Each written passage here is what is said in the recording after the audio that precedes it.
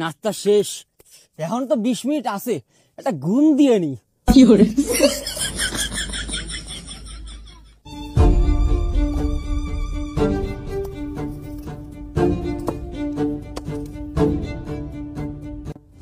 ও না খায় অনেক কি কাজ করে, যা করে করে এবার একদিন আমি একটু ঘুম দিই।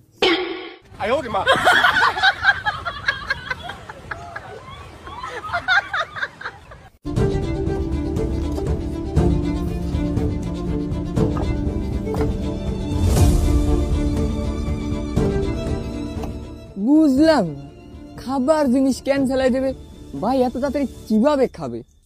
না, আমার মনে হচ্ছে শালা কিছু একটা ফোন দিয়ে আটিছে।